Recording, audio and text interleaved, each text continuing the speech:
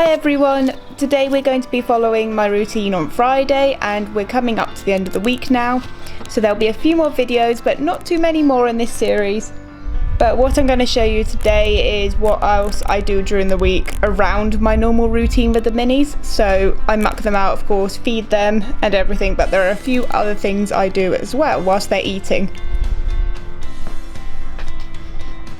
So whilst the minis are eating their breakfast, I go and rake up any hay they've left outside from the day before, because unfortunately they waste a lot of hay. The minute it's touched the floor or it's stayed outside for too long, even if it hasn't rained, they know if I give it back to them that it's not fresh hay. So unfortunately I do have to throw it away, which is heartbreaking when you realise the cost of this haylage I have to feed them, because they also will not eat normal meadow hay. So they have to get horsage, which is very expensive. But they love it, so I will do anything for them.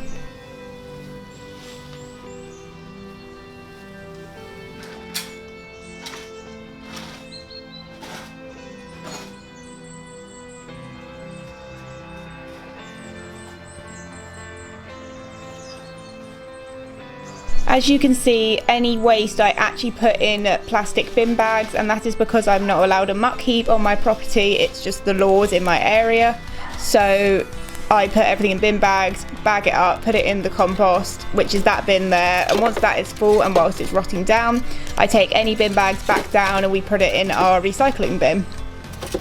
Once all the hay is cleared up, I will then go and poo pick. Now the minis are pretty good and they will only poo in two places, and that is behind the stable on this weird hill which we used to have cut off from them, but they quite like going back there, so we have allowed them.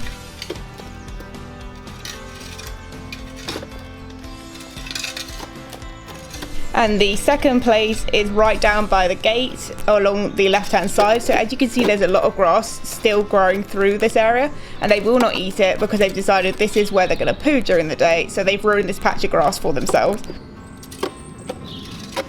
And with this waste I actually just throw it into our flower beds and it rots down nicely and fertilizes the plants. Friday is also fresh bedding day for Safi. I don't really have a routine as to when or why I put fresh bedding in. I just see when their beds are looking low and I just replenish them as I go. So I use Orbeos, and here I am just cutting it open and giving her a whole bale. I'd like to give them one bale a week. They go through maybe one bale every 1.5 to 2 weeks. I don't really have a schedule that they're on.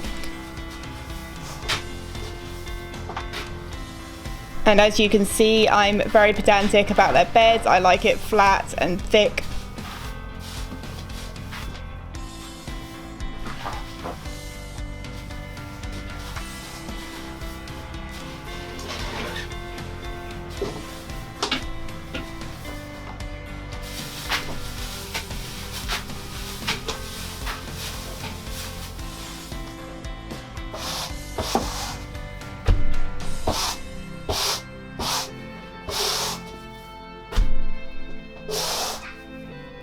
Once the beds are all made, I then go and get dressed, have breakfast, and I take the little ones back to their field.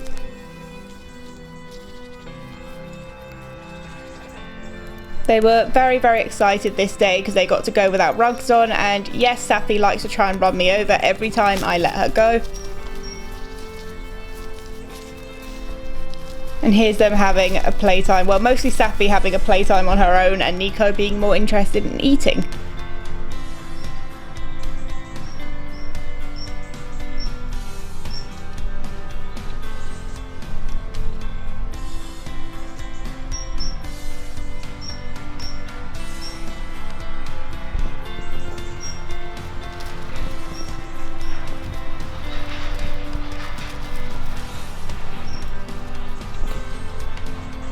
Once they are all settled, I then drive over to Dave's yard, and if you've seen my last video on Wednesday, that video shows Dave getting a steroid injection into his back.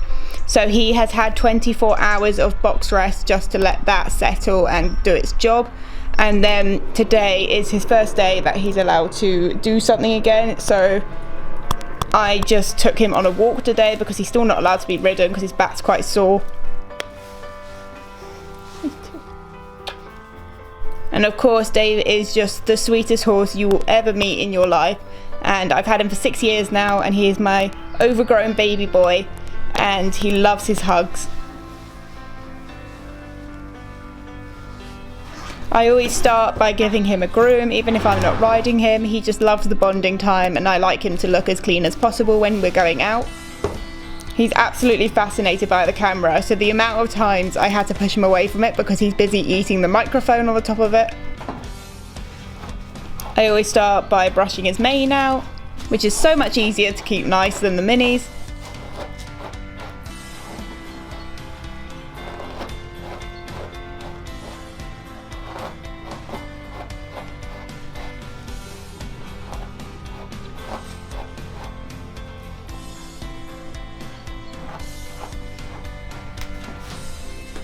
Then I just take a body brush and I brush any mud or dirt off him, and as you can see, he's naturally a really shiny horse. He's very, very healthy, so he's quite easy to clean up nicely.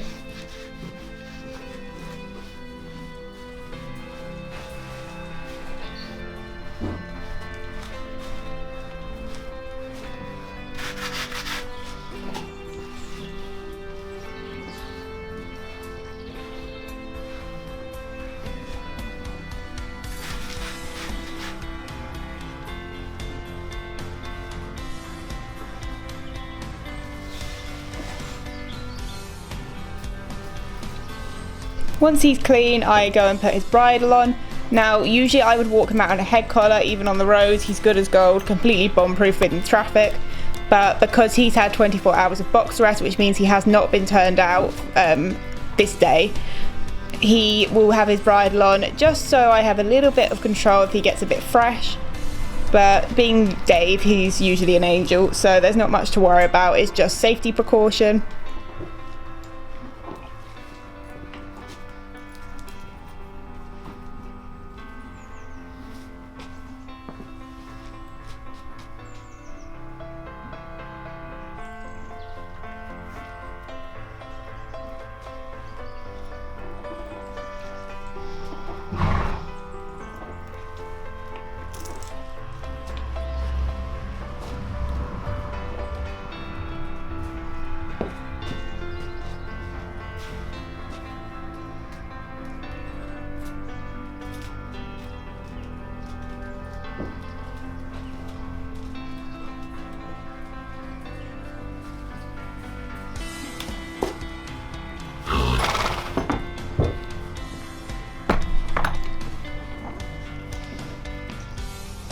And I just clip my lead rope through his bit.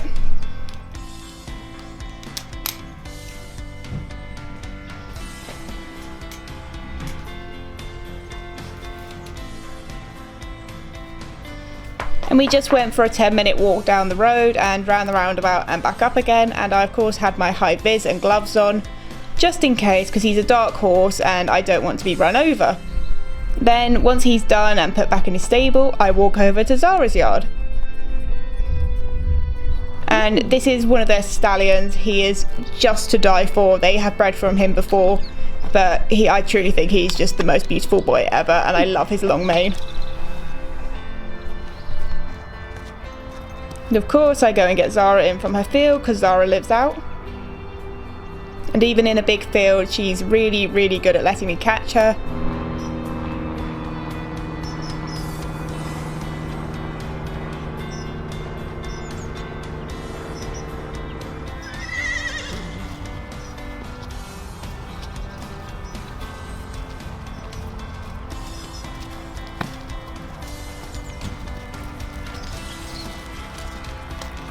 And then we do some lunging again. As you see today, she actually has a lunge roller on, and that's just because I didn't have access to her saddle today. I was going to lunge her with the saddle, but the tack rim was locked and no one was on site, so I just put my lunge roller on her so she had something on her back and just saw how she felt about having a girth on again.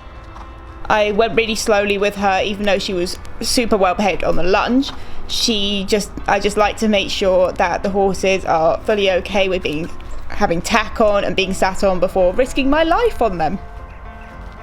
And as you can see, she was very good again, just a little bit lazy, but her transitions are lovely. She's just an easy girl to work with, really.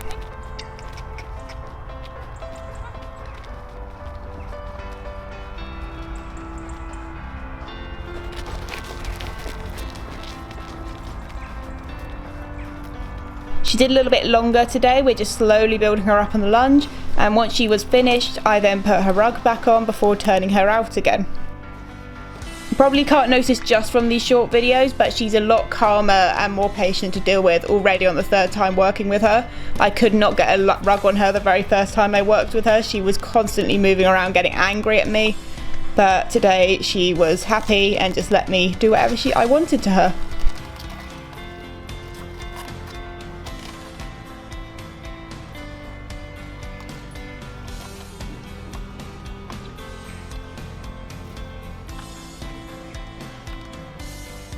Once I was finished with Zara and she was turned out, I walked back over to Dave's yard where my horse box is parked because I drive that everywhere. I went and picked up the minis and we went home. Once we were home, I decided to have a little bit of fun with Nico, and I've been training both of them with some very minor liberty work. I don't know much about it. I'm really just playing around as I go with clicker training. And they seem to really enjoy it, so Nico's super good at it. Today he wasn't so into it, so we just did a really short session.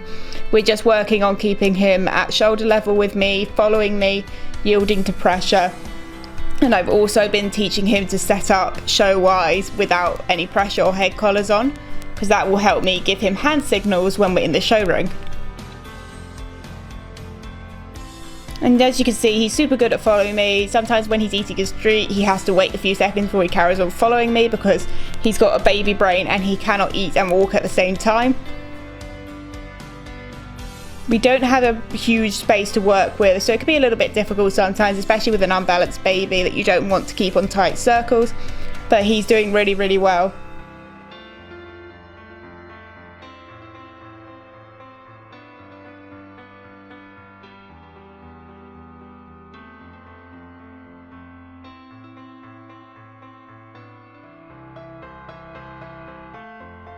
Now what I'm doing here, this is the setup without any lead ropes.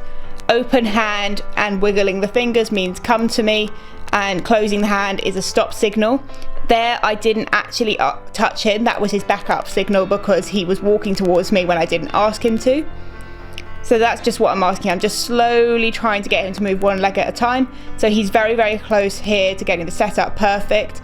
But I wanted that one leg to come forward and he was a bit confused, so it just took him a moment to move his pressure, but he did get it in the end beautifully.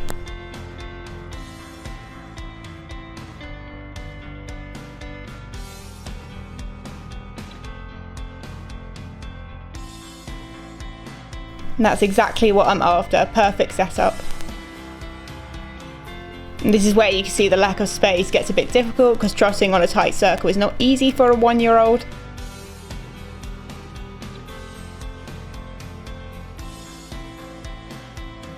But his stopping is absolutely perfect, which is really good.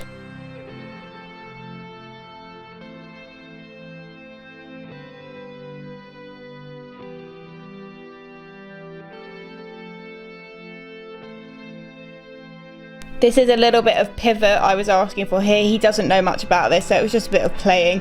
And of course his backup signal here. He gets treats after every movement. And just waiting for him to finish his treat here again because he cannot do two things at the same time. And this is me pointing to the leg I want moved, and he gets that perfectly. As you can see here, that is a wonderful setup. And then I relax my posture to show that we're done. And of course I always have a play at the end with him. We have a little run around up and down the field. And unfortunately my camera didn't record the sound, but he is literally squealing his head off like a pig during this moment. He thinks he's very funny.